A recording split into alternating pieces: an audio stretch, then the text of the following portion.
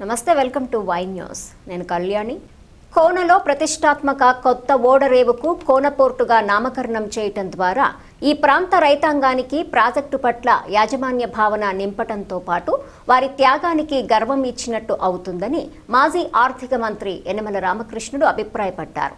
కోన gateway port సముచితమన్న ఆయన ఈ ప్రాంతంలో కార్యకలాపాలు నిర్వహిస్తున్న కాకినాడ సీ పోర్టుకు పోలి ఉన్నట్టుగా కాకినాడ గేట్వే పోర్టు ఉన్నందున గందరగోళ పరిస్థితులు ఉత్పన్నమవుతాయని, భవిష్యత్తులో పరిపాలనా నిర్వహణ సందిగ్ధత లేకుండా ఉండేందుకు పేరు మార్పు ప్రక్రియను ప్రారంభించాలని యనమల ప్రభుత్వాన్ని కోరారు.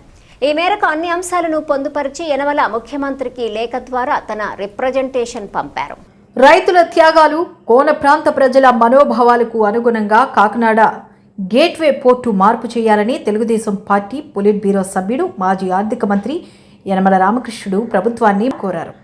ఈ మేరకు ముఖ్యమంత్రి నారా చంద్రబాబు నాయుడు గారికి లేఖ ద్వారా రిప్రజెంటేషన్ చేసిన యనమల కాకినాడ గేట్వే పోర్టు పేరును కోన గేట్వే పోర్టుగా మార్పు చేసి కోన ప్రాంత రైతాంగం త్యాగానికి గుర్తింపు ఇచ్చినట్టు అవుతుందని ఆ లేఖలో పేర్కొన్నారు.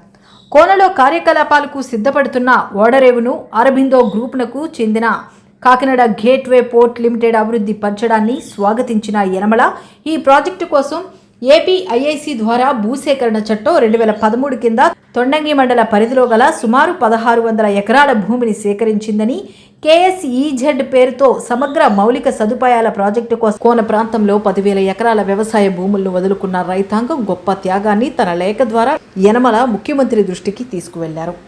ఓడరేవు మార్పును కోరుతున్న యనమల ఇందుకు 2 ప్రధాన కారణాలను తన లేఖలో వ్యక్తీకరించారు. కాకినాడ గేట్వే పోర్టు భౌగోళికంగా తొండంగి మండలంలోని కోన ప్రాంతంలో ఉందని, పోర్టు కోసం తమ భూములను త్యాగం చేసిన రైతుల పేరుతో ఓడరేవుకు నామకరణం చేయడం ఎంతైనా సముచితమని, దీనికి కోన గేట్వే పోర్ట్ అని మార్చడం రైతుల త్యాగానికి గుర్తింపు ఇచ్చినట్టు అవుతుందని యనమల అభిప్రాయపడ్డారు. తద్వారా ఈ ప్రతిష్టాత్మక ప్రాజెక్టు పట్ల కోన ప్రాంత ప్రజలకు యాజమాన్య భావన కల్పించినట్టు అవుతుందని, దీని ద్వారా కోన రైతు గర్వాన్ని కలిగిస్తుందని యనమల పేర్కొన్నారు. Kakinada sea port, Kakinada gateway port ఒకే పోలికతో 2 పేర్లు ఉండడం వల్ల ఈ సారూప్యత ప్రజలు, వాణిజ్య సంస్థలు, లాజిస్టిక్స్ నిర్వాహకుల మధ్య గణనీయమైన గందరగోళానికి దారితీసే పరిస్థితులు కనబడుతున్న విషయాన్ని యనమల తన లేఖ ద్వారా ముఖ్యమంత్రి దృష్టికి తీసుకువెళ్లారు. కొత్త ఓడరేవుకు కోన గేట్వేగా మార్చడం ద్వారా ఇప్పటికే కాకినాడ డీప్ వాటర్ పోర్ట్ నుండి దీనిని స్పష్టంగా మార్పు చేయవచ్చని సూచించిన యనమల రామకృష్ణుడు భవిష్యత్తులో తలెత్తే పరిపాలనాపరమైన, నిర్వహణపరమైన సాంకేతిక అంశాలకు సందిగ్ధత తొలగించవచ్చన్నారు. ప్రభుత్వం లోతైన అధ్యయనం చేసి కాకినాడ గేట్వే పోర్టు పేరును కోన గేట్వే పోర్టుగా మార్చే ప్రక్రియను ప్రారంభించాలని ఆ లేఖలో యనమల ప్రభుత్వాన్ని కోరారు.